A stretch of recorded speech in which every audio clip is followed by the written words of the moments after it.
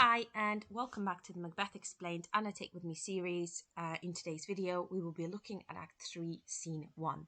Now the scene is actually fairly long, however in terms of its relevance, so in terms of the things that happen in the scene that for example could come up in the exam or that you might want to focus on in revision, that's a quite limited aspect of the scene. The rest of the scene wouldn't be necessarily relevant. So what I'm going to do is spend most of my focus on those scenes that could come up in the exam and that you would definitely want to revise as part of the main character arcs of Macbeth, and then I'll be providing some more straightforward explanations of the parts that are less likely to be relevant to your revision and exam preparation. So as usual, if you'd like to pause the video here, go grab anything that you might need, copy of the text, pens, highlighters, and press play when you're ready. So scene 1, Fors the palace. So Fors would be the royal palace, the palace where the castle where the king would live. So that would have been Duncan's palace and now Macbeth's.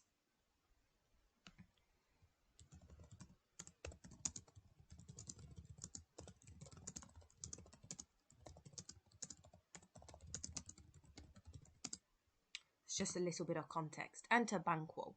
So as we know from the last couple of scenes, most of the characters, apart from pretty much Macduff, would have gone to the castle to sort of be there for Macbeth's coronation. So we know Macbeth has just been crowned, and a lot of the lords would be staying at the palace.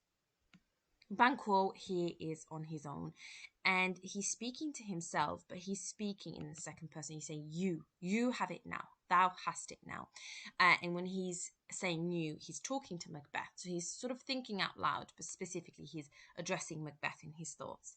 He says, thou hast it now, you have it now, king, Cawdor, Glamis, all, as the weird women promised, and I fear thou playest most foully for it. Yeah. So if we break this down, if we break down the archaic language here and the use of contractions, we have you played most foully for it. So Banquo realizes that all of the witches' prophecies for Macbeth came true, but he doesn't think this happened through fate or coincidence. He suspects that Macbeth did something evil or cheated. Yeah, played foully. So he has very accurately worked out the situation, which is, even though the prophecies were fulfilled, he does not think that they were fulfilled randomly. He thinks that Macbeth might have done something bad in order to fulfill these prophecies. So then he carries on and he says, yet it was said by the witches, yes, it was said, it should not stand in thy posterity, but that myself should be the root and father of many kings. So he's realizing two things. He's realizing that on one hand, the prophecies for Macbeth have come true, but on the other hand, the witches also predicted the fact that Macbeth would get all these things. He would become Cawdor and king, but he wasn't going to keep these things. All of these things that Macbeth has, especially being king, that's going to end up, if you believe the witches, Macbeth isn't going to keep any of it. It's going to go to Banquo's sons, to Banquo's descendants.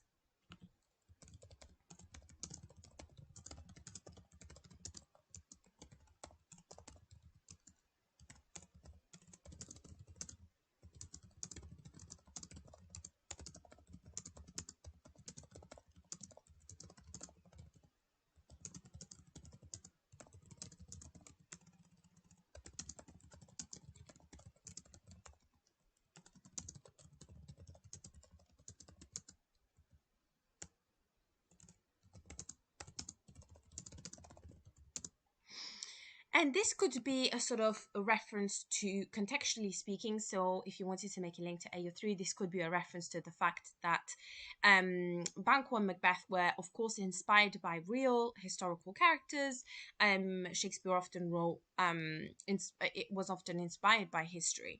And Banquo was in real life the ancestor of the current king when Shakespeare was writing James I. And so this could be a sort of oblique, sort of not very straightforward reference to the fact that in reality Banquo's descendants were kings.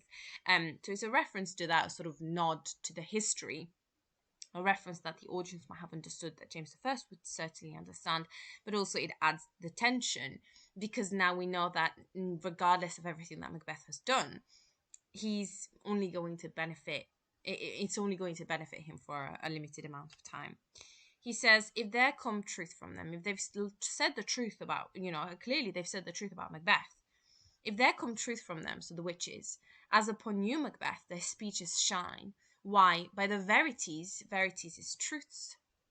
So verity, again, another sort of French word, archaic term.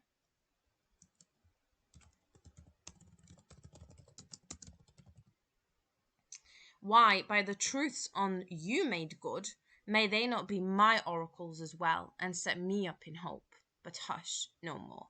And he sees that people are coming, so he says, right, let's not think about this or speak about this anymore. What he's thinking is, well, if all of Macbeth's prophecies have come true, it stands to reason that the prophecies the witches gave me will become true. And then he stops himself. Senate sounded. So a senate would be basically kind of like a fanfare, like a da da da da, announcing, that the royal characters have arrived. So music. Music sounds. Enter Macbeth as king, Lady Macbeth as queen, Lennox, Ross, lords, ladies, and attendants. So a whole company of Macbeth and Lady Macbeth, who are now king and queen of Scotland, and all of the sort of lords and servants that attend them. Macbeth says, here's our chief guest. Here's our sort of guest of honor. And he's talking to Banquo. So as far as we can tell, that relationship between Macbeth and Banquo is still there. Lady Macbeth says, if he had been forgotten, it had been a gap in our great feast, and all thing unbecoming. So she's saying they're about to have a sort of big feast, a kind of like big party to celebrate being king and queen. And she's saying, if we forgot, if Banquo was forgotten, if he didn't come to the feast, it would be like a gap, like something missing. And this is direct foreshadowing for what is actually going to happen at the great feast.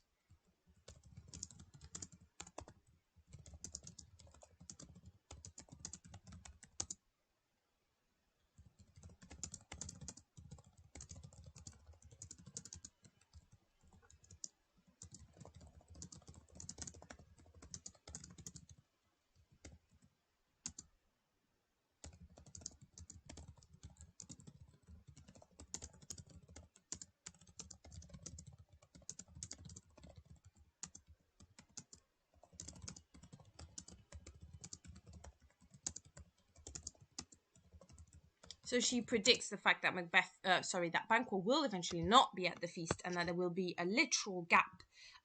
If you think about all the chairs and all the chairs being filled with guests, there's going to be a gap where Banquo is not in his chair. And we'll get into that later on.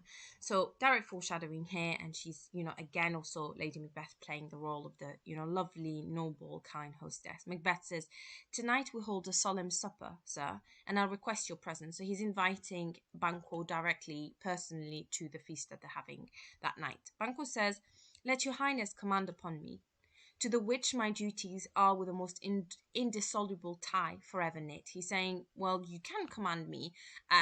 Basically anything that Macbeth says now is an order to Banquo, because his duties are now tied with Macbeth in the way that's indissoluble, in a way that cannot be broken, because Macbeth is his king.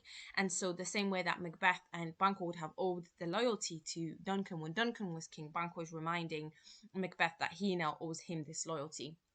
Of course, this is also, the fact that Banquo respects the sort of sacredness, or the fact that he honors the bond between a king and his subject, makes Macbeth look much worse in comparison. And this is why Banquo is often said to be the sort of antithesis of Macbeth, or Macbeth's foil. Because Banquo is the sort of polar opposite of Macbeth, and Banquo's nobility makes Macbeth's evil stand out even more. So here we're reminded, well, Banquo owes Macbeth his loyalty now because Macbeth is his king, and Banquo is always a good subject, a loyal subject. Macbeth says, "Ride you this afternoon. Are you going out to ride your horse this afternoon?" "Aye, my good lord." Macbeth says, "We should have else desired your good advice, which still has been both grave and prosperous in this day's council, but we'll take tomorrow. Is it far you ride?" So Macbeth says, "Well, I wanted to ask your advice about something, but it's fine. We can always talk tomorrow. Are you riding far?" Banquo says, "As far, my lord, as will fill up the time twixt this and supper. I'm only going to go as far as I'm only going to ride as long as there is time between now and the feast. Go not my horse the better. I must become a borrower of the night for a dark hour or twain," he's saying, "and if my horse is too slow, I might be 1 or 2 hours after dark, so that he'd ride out until this night time, then come back for the feast. But he's saying, if my horse is a bit slow, I might be, a couple of hours into the night, that's it." Macbeth says, "Fail not our feast. Don't fail to attend the feast." Banquo says, "No, my lord, I will not." Macbeth says, "We hear," so this is a bit of information about what's happening sort of outside of Scotland. "We hear our bloody cousins," so here our bloody cousins, he's making a direct reference to Malcolm and Donalbain, and the fact that they're the ones that are currently being accused of Duncan's murder.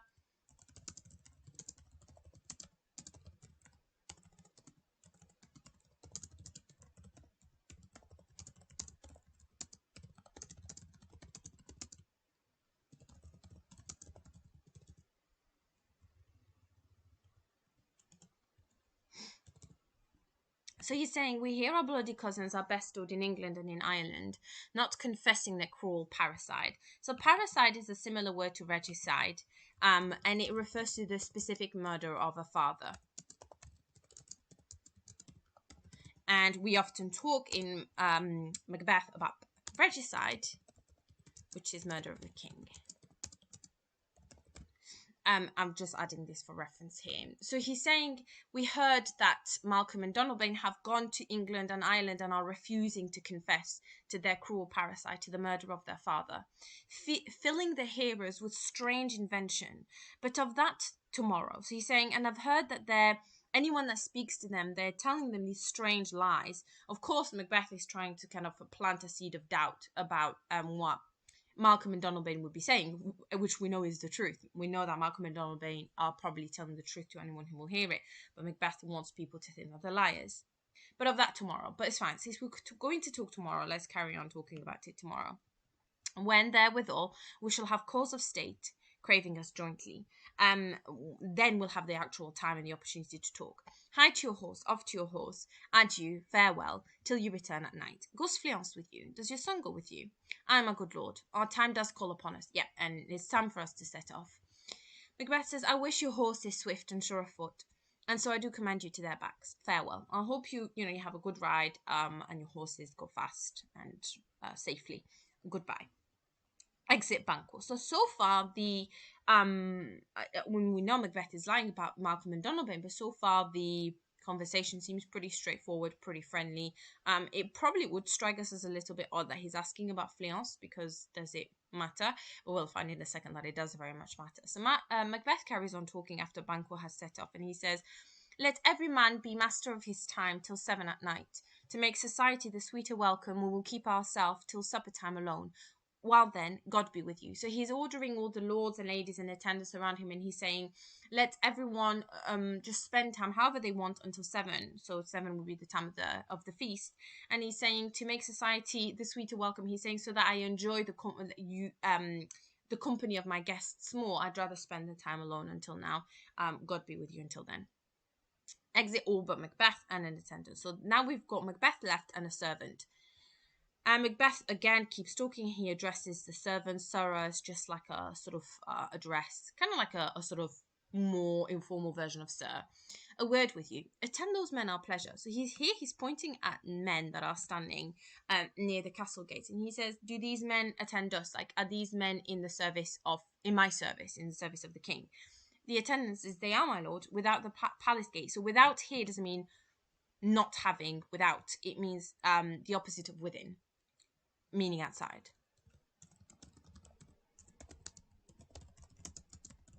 Yes, they're outside the palace gate, and yes, they do serve you. Macbeth says, bring them before us, bring them to me. Exit attendants. And here, so the attendant goes off to fetch the men that serve Macbeth are standing outside the castle gate.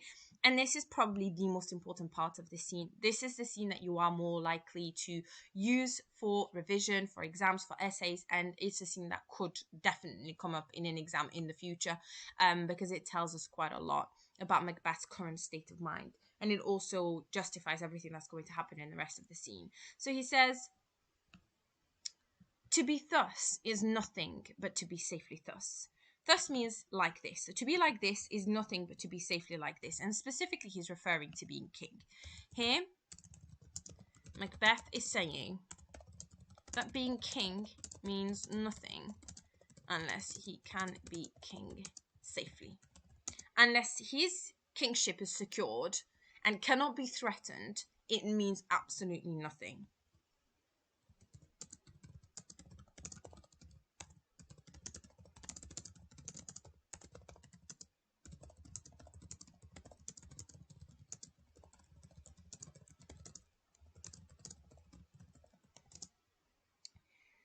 Our fears in Banquo stick deep. Another really key quote. His fears are set deep into Banquo. Yet Banquo is now the one source of fears that Macbeth has.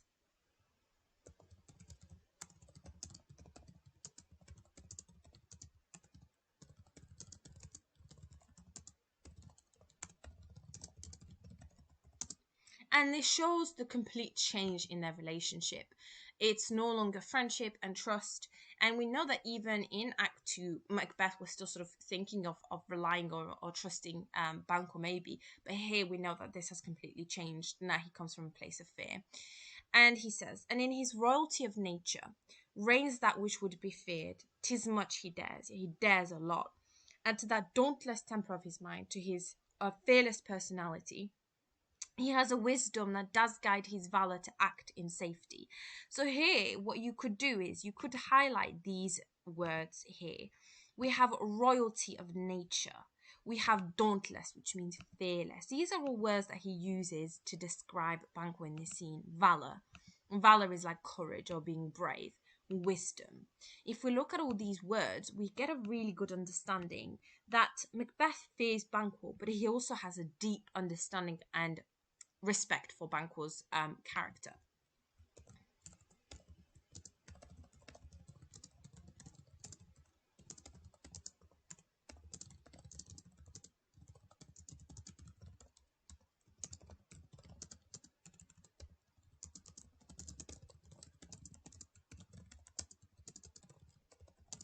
Indirectly, and this is kind of linked to AO3 or context. If you remember, what I explained before is that Banquo would have been an actual ancestor of the real King James I, and so indirectly, Shakespeare is also paying respect to James I and his ancestors by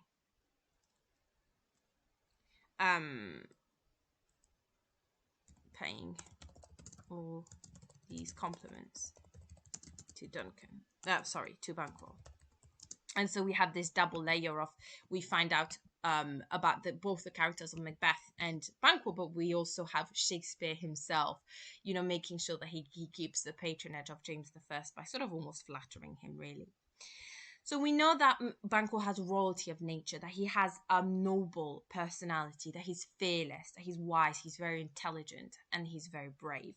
And all of these things are ingredients for a very dangerous recipe for Macbeth, because Banquo is smart enough to work out what he did, and he's fearless enough to act upon it. There is none but he whose being I do fear. And again, he reinforces what he's just said above here, which is his fear of Banquo.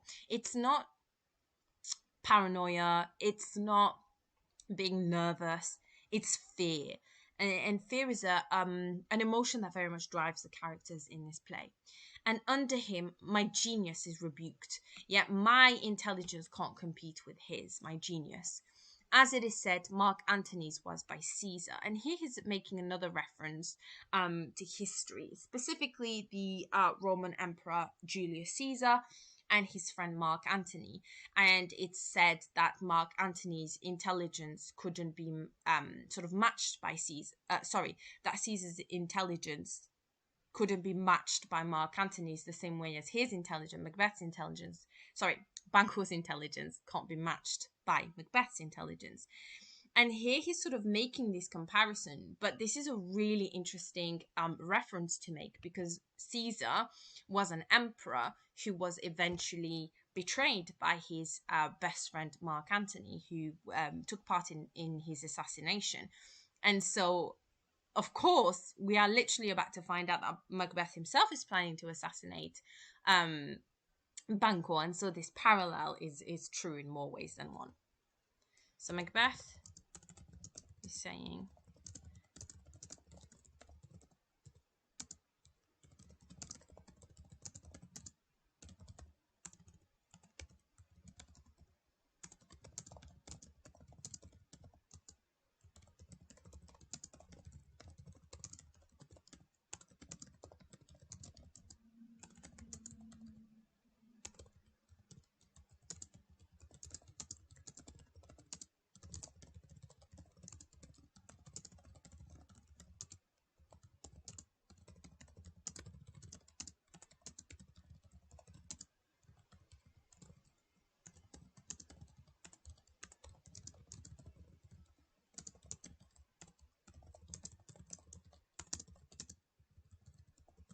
so we have a really good sort of AO3 contextual reference here as well. He chid the sisters when first they put the name of king upon me, and bade them speak to him. When the witches first gave me a prophecy, he asked them for a prophecy as well. Then, prophet-like, they held him father to a line of kings. Yeah, he's remembering how when Macbeth was receiving his prophecies, Banquo asked for prophecies of his own, and the witches, like prophets, predicted that Banquo would be father to a line of kings. And then here we have a really interesting quote. He says, "Upon my head they placed a fruitless crown and put a barren scepter in my grip." So fruitless is when a tree cannot bear fruit, and barren is when the earth cannot bear plants, or the earth can't host any life, or if a woman is unable to have children. So what he's saying is that the crown and the scepter, which are both physical symbols of royalty, they are, to Macbeth, they are barren. They're not going to, barren and fruitless is language to do with being unable to create, unable to procreate, right? Unable to bear life. And we know that Macbeth doesn't have a child. We know that it was suggested earlier that Macbeth had a child at one point, and that potentially that child died. And so maybe we can guess, or if we're sort of making inferences, we could guess that Lady Macbeth might not be able to have children, or maybe they can no longer have children. We don't know why, but we know that this issue of not being able to have children is now manifesting itself when it's connected to the issue of royalty, because if you become a king, you pass down the crown to your sons, to your children. Macbeth cannot do that because he doesn't have children. So his lack of children has now become something that's really come to the forefront of the story, to the forefront of his worries and his insecurities as a king.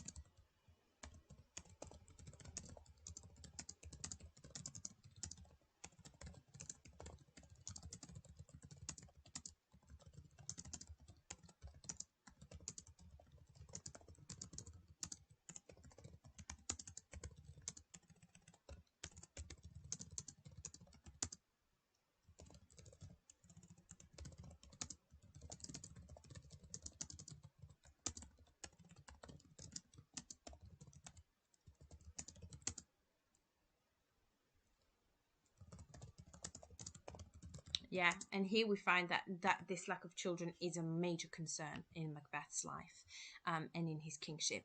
Thence to be wrenched with an unlineal hand, no son of mine succeeding. Yeah, the scepter and the crown are going to be wrenched. They're going to be grabbed from him by an unlineal hand, by the hand of someone who's not related to him.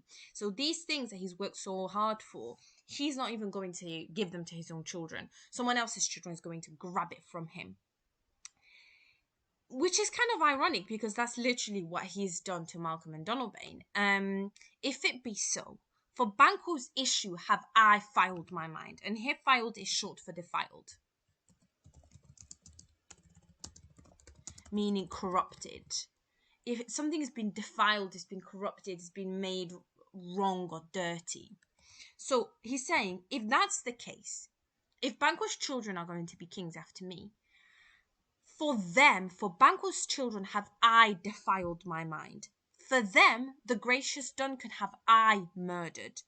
Put rancors in the vessel of my peace only for them. I've put like poison in my peace. I've poisoned my peace of mind for them.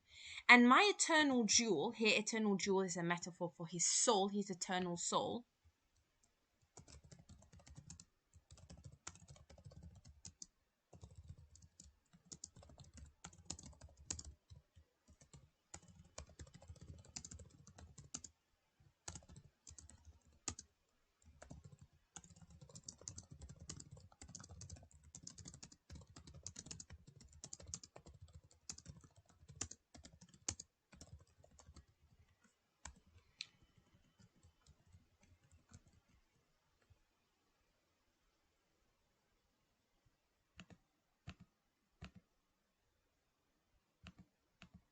Oh, I don't know what's happened here.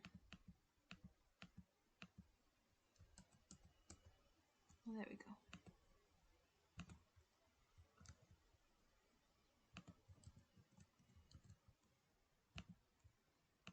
Okay, so for Banquo's children, I've corrupted my mind. For them, I've murdered Duncan. For them, I've given up any peace of mind I'll ever have. For them, I've given my eternal jewel, I've given my soul to the common enemy of man. Of course, the common enemy of man is the devil.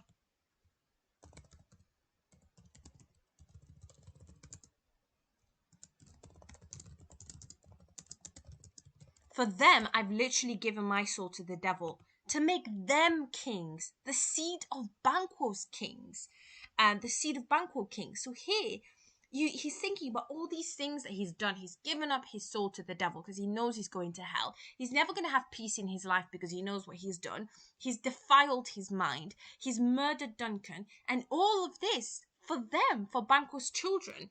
And that repetition of for Banquo's issue, for them, only for them, to make them kings, the seed of Banquo's kings. We have that repetition that shows just how much his mind is rejecting this idea, how angry this makes him, how resentful.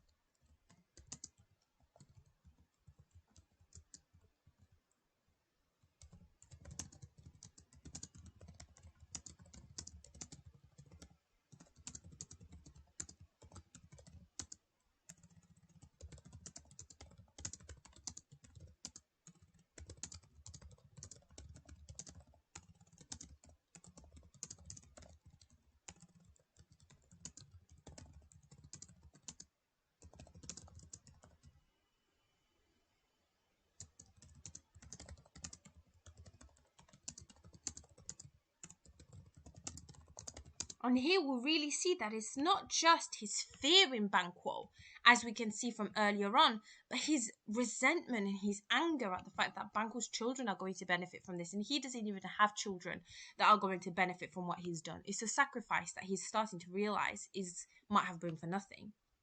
Rather than so, come fate into the list. So the list here, you're going to see this term pop up a few times in Shakespeare, and this is a reference to duels that would happen at the time. If you went into the list, you'd go into the list to like duel or joust or fight. So he's saying, come fate into the list. and champion me to the utterance. He is ready to fight fate in a duel.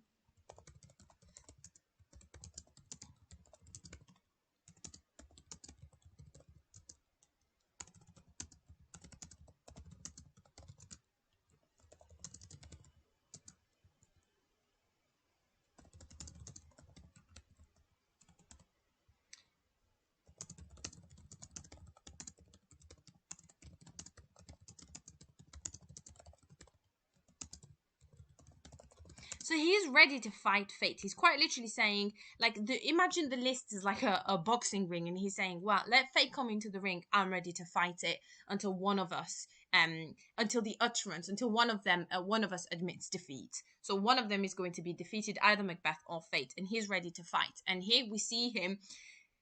So far, he's sort of fought to make the witch's prophecies come true. Now he's going to fight to stop the witch's prophecies from coming true. And here, it's really, really interesting because, of course, earlier on in the play, we have his reference to fate when he says, if fate would have me king, then fate may crown me. And here he is literally ready to literally fight fate. So really interesting character progression. And this is a really good way of kind of showing that his change in character already. Who's there? Re-enter the attendant. The servant that he sent to get the men outside the gate has now come back. And he's come back with the 2 murderers that were standing outside the gate. Now go to the door and stay there till we call. So he's asked the servant to go stand next to the door to kind of guard the room so that he can talk in secret with the murderers. And so this whole scene, really, the rest of this scene is going to be Macbeth hiring the murderers. He does so he doesn't just offer them money and then get them to do it. He manipulates them, and he manipulates them in a way that's very, very similar to the way Lady Macbeth manipulated him earlier on in the play. So here we see Macbeth capable of manipulation. However, there is a lot of detail here that's really not necessary. You're very unlikely to be using much of this scene. So I'll go through it and I'll sort of broadly try to explain it. Was it not yesterday we spoke together? So we know he's already spoken to the murderers. First murderer says, it was, so please your highness. Macbeth says, well then, now have you considered of my speeches? Have you had a think about what I told you? Now that it was he in the times past which held you so under fortune, which you thought had been our innocent self. He's saying you thought that it was me that had caused your misfortune. You thought that it was me that had kind of ruined your life, but now you know that it's actually Banquo. So here we hear that he's basically been telling these men that have presumably been living these horrible lives that it's all Banquo's fault. He says, this I made good to you in our last conference, passed in probation with you, how you were borne in hand, how crossed the instruments who wrought with them, and all things else that might to half a soul and to an ocean crazed say, thus did Banquo. He tells them, I've told you everything that I could tell you to show you that it was Banquo that did all these things that literally kind of ruined your life. The first murderer says, you made it known to us. Yes, you did tell us that. Macbeth says, I did so and went further, which is now our point of second meeting. Yes, I told you the truth about Banquo, and now I want to take this conversation further, which is why we're meeting now. Do you find your patience so predominant in your nature that you can let this go? Are you so gospelled to pray for this good man and for his issue, whose heavy hand hath bowed you to the grave and beggared yours forever? And here he's talking to them very much in the same way Lady Macbeth talks to him when he refuses to kill Duncan, and he says, what, are you this patient and kind-hearted that you're going to let the person that's ruined your life live a good life of their own, and you're going to pray for their success when they've literally caused your failures? So he's making it sound like if the murderers know that Banquo did something to ruin their lives and they don't do something about it, they're sort of unmanly. And here the first murderer says a very similar thing to what Macbeth himself says to Lady Macbeth when she's sort of calling his masculinity into question. The first murderer says, we are men, my liege. No, we are manly. We're not going to put up with this. Macbeth says, I, in the catalogue ye go for men, as hounds and greyhounds, mongrels, spaniels, curs, shoals, water rugs, and demi-wolves are clept all by the name of dogs. He's saying, yes, I suppose in a catalogue, in a directory, you would be classed under men, the same way you would class any type of dog under the name dog. The valued file distinguishes the swift, the slow, the subtle, the housekeeper, the hunter, every one according to the gift which bounteous nature hath in him closed, whereby he does receive particular addition from the bill that writes them all alike, and so of men. He's saying, yes, but in a directory, when you'd have all of these different types of dogs, you'd then have information about which of these dogs is the fastest, which is smart, which is a hunter, which is a housekeeper, which is like a guardian of a house. And he's saying it's the same with men. What is the qualities of the man that differentiates men between each other, right? There are men who are going to be smart, men who are going to be tough, men who are going to be strong, weak, etc. So he's sort of trying to tell them, like, you need to distinguish yourselves. You need to have these qualities to kind of stand out. Otherwise, you're like only men in name. Not in the worst rank of manhood, say it, and I will put that business in your bosoms. Again, he's talking about murder and referring to it as business. So we'll highlight this because that's actually pretty, that links back to the language that Macbeth and Lady Macbeth often use.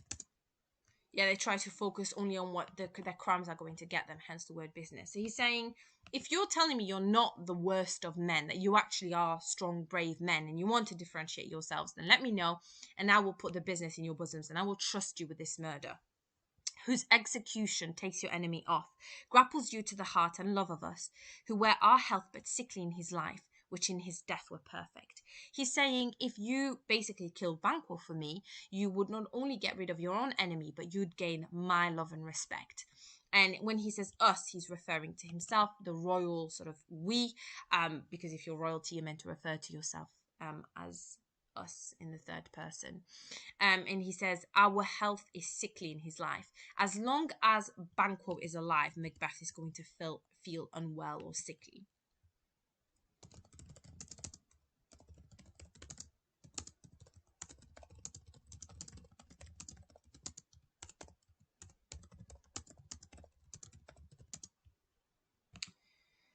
Which in his death were perfect, but he would feel absolutely perfect if Banquo was dead. The second murderer says, I am one, my liege, from the vile blows and buffets of the world, have so incensed that I am reckless what I do to spite the world. The second murderer says, well, I've been so affected, so badly treated in my life, so badly affected by the things that have happened to me, that I would do anything, I would do something reckless just to spite the world. Like he's so disenfranchised, he has so little sort of stakes in the world that he'd literally do anything. The first murderer says, and I another, so weary with disasters, tugged with fortune, that I would set my light on any chance to mend it or be rid on it. He's saying, and me too, so many bad things have happened to me that at this point I'd do anything to either fix it or make it go away, make the bad things go away. So we see here that Macbeth manipulation has been successful. Both the murderers are willing to go through with the murder. Macbeth says, both of you know Banquo was your enemy. The murderer says, true, my lord. Macbeth says, so he is mine. And in such bloody distance that every minute of his being thrusts against my nearest of life. Banquo being alive is sort of defying Macbeth's being alive. They can't both be alive at the same time.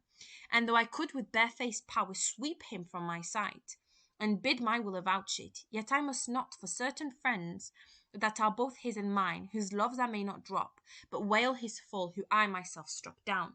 And thence it is that I to your assistance do make love, masking the business from the common eye, for sundry weighty reasons. Again, the reference to the murder as a business. But here what he's saying is that, yes, as king, I now have the power to have him, to sweep him from my sight, to quite literally get rid of him. He has that power as king, but he's saying there's so many people that are friends of both of us that I would lose their faith, then their trust if I did this. So Macbeth knows that he has the option of just getting rid of Banquo, just give an order and that's it. But he also knows that he would lose the trust and love of many of the lords, because of course Macbeth and Banquo used to be friends. if you're friends with two people that are also friends and one of them harms the other, you're not going to trust that person anymore, because you're going to think, well, I could be next. And also you're going to feel betrayed on behalf of that other person. So Macbeth doesn't want to risk it. He doesn't want to risk publicly using his powers to get rid of Banquo, and that's why he's trusting the murderers to do it. The second murderer says, we shall, my lord, perform what you command us. And I'll just have a quick explanation here.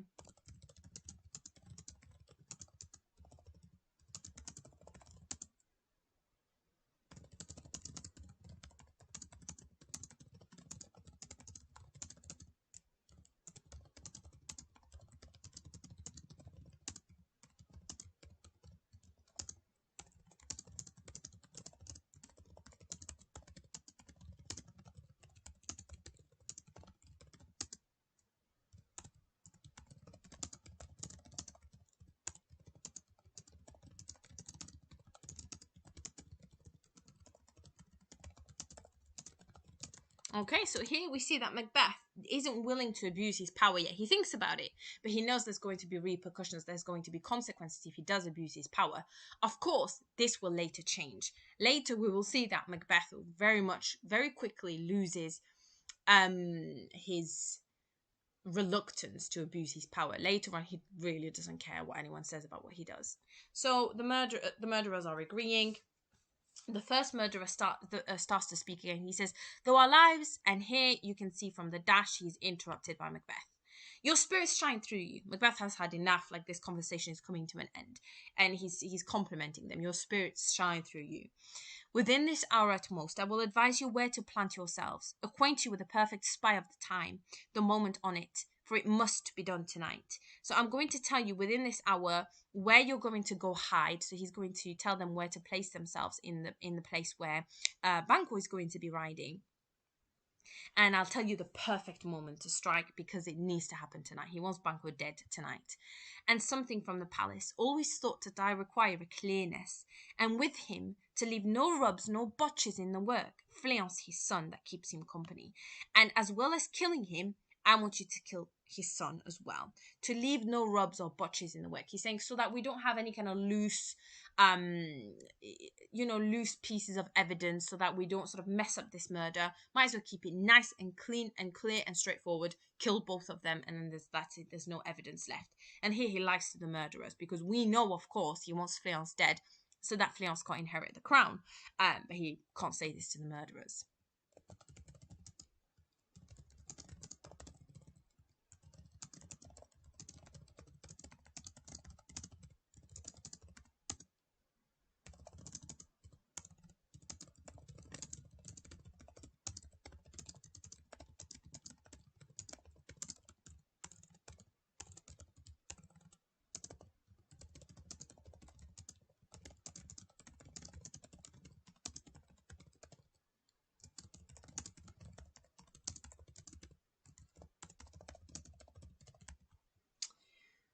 He's saying, Fleance, whose absence is no less material to me than his father's, must embrace the fate of that dark hour. So Fleance's death is just as important to him as Banquo's death. So he must embrace the fate of that dark hour. Again, we have the language of darkness, which kind of refers back to Lady Macbeth when she calls down upon the darkness, when Macbeth, even earlier on in the text, is asking the stars to hide their fires. So again, we've got the recurring motif of darkness.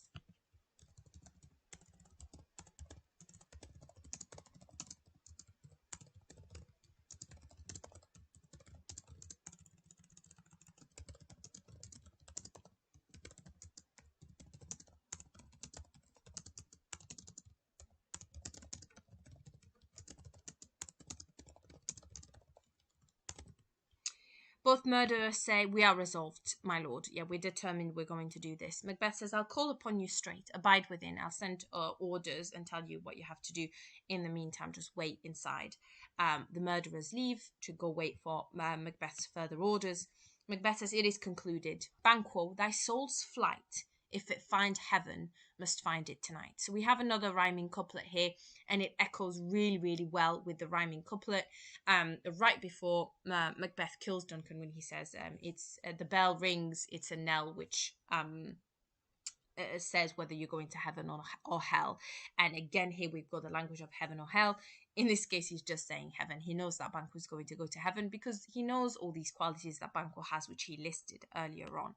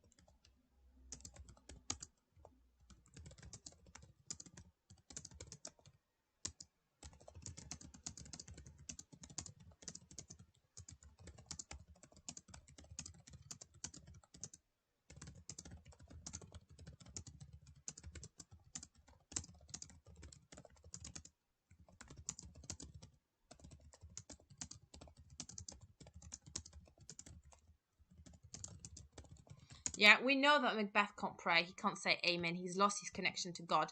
But his language indicates that for his religion, his faith is still very much a part of his consciousness, of his mind, of his worries. He's very aware that he's sending Banquo and Duncan to heaven, and he himself is going probably straight to hell. And we'll see references to hell much later on in the text. And he exits. So here we know that he has sent the murderers to kill Banquo, and we know his exact reasons for doing so, and we can see Macbeth changing as a character, becoming more similar to Lady Macbeth, becoming more manipulative. So like I said, the parts where I spend the most annotations, the beginning and the speech here, to be thus is nothing but to be safely thus, are probably the key parts of this text, but lots of information about Macbeth here.